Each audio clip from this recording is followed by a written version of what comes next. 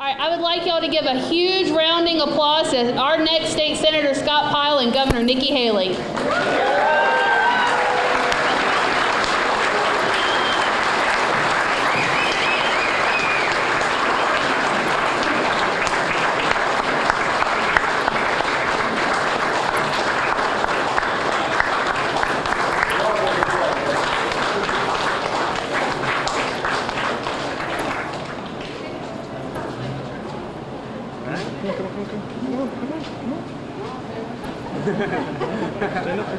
Come on, buddy.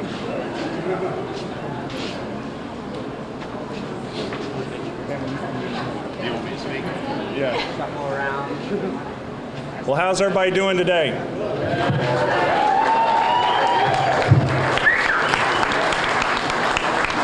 We want to thank all of you of District 33 to coming out and believing, after 24 years of not being represented, that we could actually have roads, term limits, less taxes, and sound governance coming out of District 33.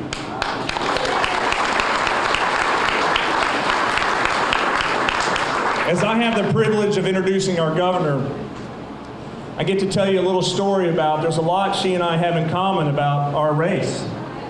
She went into a town that had a 30-plus year incumbent. Governor, how many donuts did you give away back then? I lost count. I lost count. She worked hard, she showed up, and she committed to the people in her community that how hard she worked to campaign was how hard she was going to work once she's elected.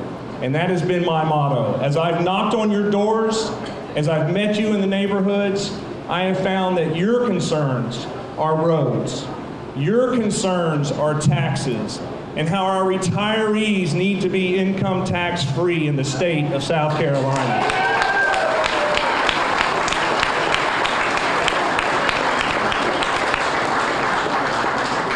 And so without further ado, our governor, Nikki Haley. Thank you so much. It's good to see everybody. It's a great day in South Carolina. It's going to be an even better day in Myrtle Beach after June 14th. That I can promise you. First of all, I wanted to come here because I believe in Scott. I believe in what Scott and Pamela are trying to do, what their family has done. I think it shows when you've got family support like that, that's what it takes to have strength at the State House, because that's what keeps your moral compass at bay.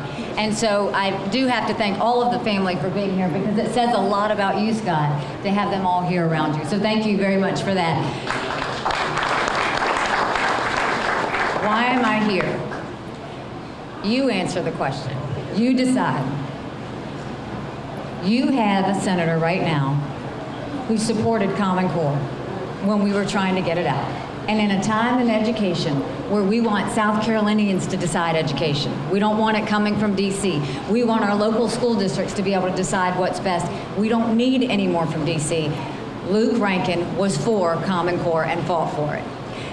Now let's go into, that's education. Now let's talk about spending and taxes. He voted for an $800 million tax increase. Just recently voted for a massive tax increase on all of our cell phones. I mean, this is a man who has never met a port project he doesn't love. But this is also a man who voted on a $250,000 fishing trip for legislators with your tax dollars. You deserve better.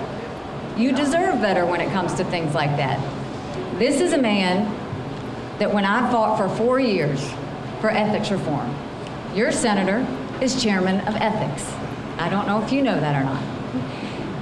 He fought me in the very beginning when I was a legislator and one of our first things as governor, when I was trying to get legislators to vote on the record, he led the fight against me so that they wouldn't have to show you their votes. Now, we were able to pass that. Now they have to show us every vote on the record, and they have to show us every vote on the budget.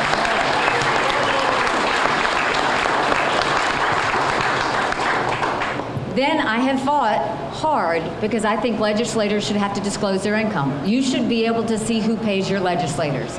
Because when you do that, one, we will see conflicts of interest that we can stop, and two, they're totally transparent to you. As chairman of ethics, he has been the leading fighter against disclosing income. But let's go a step further. I've asked for independent investigations. I've said that House members shouldn't be overseeing House members, senators shouldn't be overseeing senators. Because right now, no senator is going to turn in their desk mate. They're going to take care of each other. Luke Rankin has fought independent investigations as ethics chair the entire time.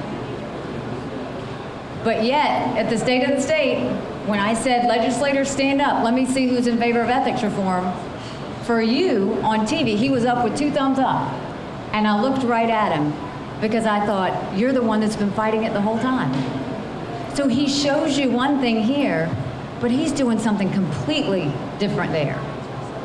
He's been in office 23 years? 24. 24 years. 10 of those years, he was a Democrat. He switched to a Republican, but he never switched his votes. He votes with the Democrats every single time. He voted against tort reform. He's voted against anything that's for small businesses. When we're trying to fight for small businesses, he's fighting for lawyers, trial lawyers.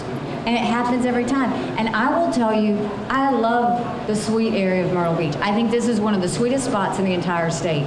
You deserve better. You just deserve better.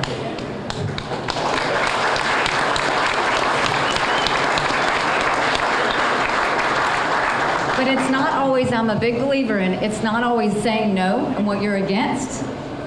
I am against Senator Rankin. It's also about what you're for. And what I will tell you is, with Scott Pyle, he's a believer in term limits, and that's why we got into this situation, is we should have term limits in South Carolina.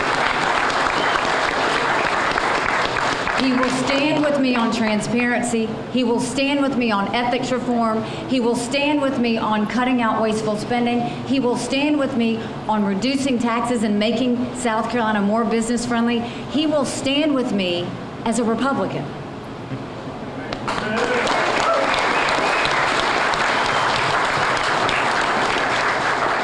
So you have a choice on June 14th. You can vote for a Republican, Scott Pyle, or you can vote for a Democrat, Luke Rankin. You decide.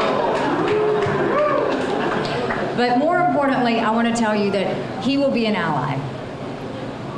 But he's going to fight for you. All of a sudden, you will know what's going on in Columbia. You won't have to hear one thing here and then find out something else back home or back at the State House. He will fight for you. He will be transparent. He will be for ethics reform. He will be for business. Help me bring him to the State House. Let's vote June 14th. We need Scott Pyle to be the next senator.